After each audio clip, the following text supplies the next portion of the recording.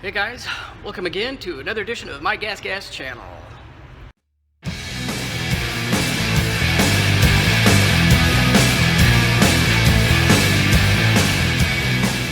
Alright, I'm back in the big garage today. Obviously I'm not at home, but today I'm just going to change the rear brake pads on my 2012 GasGas. But one thing I want to show you real quick, and what I'm going to be doing in addition to changing the brake pads, is I'm going to actually change my rear disc out also. The new gassers come stock with the galfer wave rotors, and honestly I've never really liked the stopping power that they've provided. So I've owned gassers for a really long time, and I have a bunch of front and rear rotors just kind of laying around, and I'm gonna change this galfer rotor out because, one, I don't know if you can kind of see how the pads, it's thin, and you can see kind of this little bump on top where the pad doesn't touch the disc at all, which to me seems quite weird. I don't know, there's a better angle of it right there. You can see how it's worn from its original thickness. I'm gonna put this was one of the older OEM rear disc rotors that came with GasGas, and it's actually says GasGas right there and made in Spain. So I thought I'd try some Spanish steel on the rear. Hey, they made great swords back in the day, didn't they? I don't know where galfers are made, but like I said, I've never really liked the stopping power of this. Now, my 97 has one of these on the rear, and the thing will just stop on a dime. I mean, the rear brake on that is super powerful. I don't know if because it's got a Brembo on the rear or not. That could be something, but I know the piston on the Brembo is actually a larger diameter than the Nissan, so that may have something to do with it. There's a larger surface area pushing on the pad. That brings me to what I want to show you next regarding these rotors. Now, if I put them up side to side, you can see you can see there's a lot more meat for the pads to grab on this rotor, on this OEM older rotor. Maybe that has something to do with the stopping power, that it's just there's not enough pad on this metal rotor to apply enough stopping power. I don't know. Galfer seems to be like the go-to rotor for some reason. I'm not sure. Maybe it's just this fancy wave design. I really don't care what it looks like. I want it to stop better. So I'm going to put this on there in addition to changing the pads out. Okay? And we'll see how it works. So my thoughts are, if I change the galfer out with this, there'll be more pad surface area on the rotor.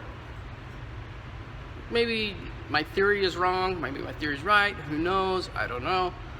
I'm no engineer. Yeah, anyway. So let's try it out and see where that gets me. Alright, so come on over here. Okay, I've already got the rear tire off. I've got this little stupid cover they put on there, and if you don't have a big enough flathead screwdriver, it'll start to look like this. Okay, it starts to chew away at it, so I don't put that on there real tight anymore, because one day it's just gonna get stuck. There's an Allen bolt in here that holds these pads on. It's a number 5 Allen wrench. Okay,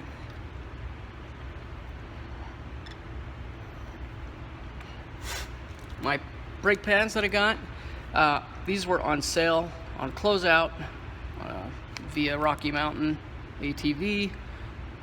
Neutron, I've never heard of them. I really don't care. Okay, like I said, most of this stuff is made all by the same company. I mean, look at the back. It looks like an EBC of all things, which it's probably made by them. stamped for neutron, or who knows. There's really nothing else on the back, it's just a blank.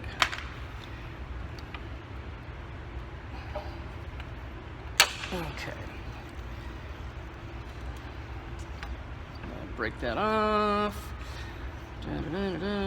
Righty tighty, lefty loosey.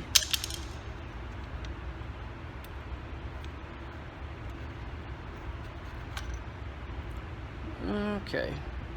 Want to check for any grooves. And it looks alright. Pull the pads out. Yeah, they're about due. Yeah. Kind of chewed up. I've been on here for a couple of years.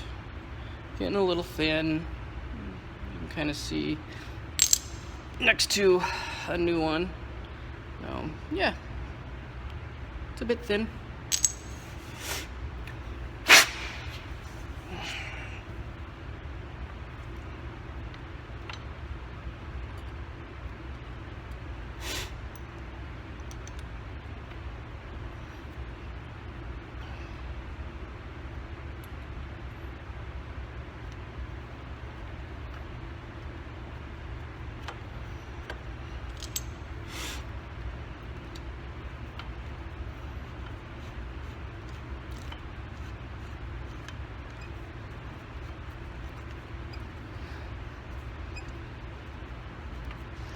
This is easier to do with the rear tire unmounted because you guys have a lot more room to work with. If you want to unmount your rear caliper from the swing arm, you can do that too. There's no wrong and there's no right way to do it, so don't listen to other people out there that tell you you have to do it this way. There's a couple different ways you can do it, okay?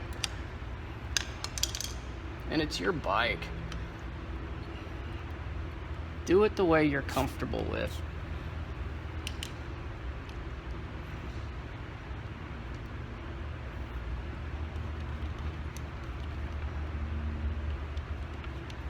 Alright, this I don't tighten up super tight. I just give it a little twist, a little snap of the wrist. Done. Okay. Hardest part of this job was just taking the rear tire off. Alright, honestly, that's about it. There's really nothing to changing these pads out. Just keep an eye on them. I'll give you a little bit of feedback later on. I'm going to go out for a ride in 3 days, 2 days, something like that. Anyways, it's going to be a Thursday, not like it's going to matter to any of you, because it'll probably be way past that day when you actually see this video. So, I'll give you a little bit of feedback, see how the rotor worked. And again, these are just my opinions. It's not gospel. It's not the wrong way. It's not the right way. Do what you want and what makes you feel comfortable and what makes you happy. Okay?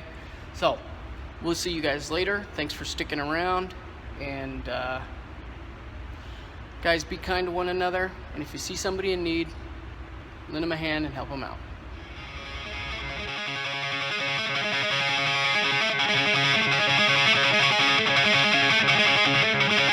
Yo!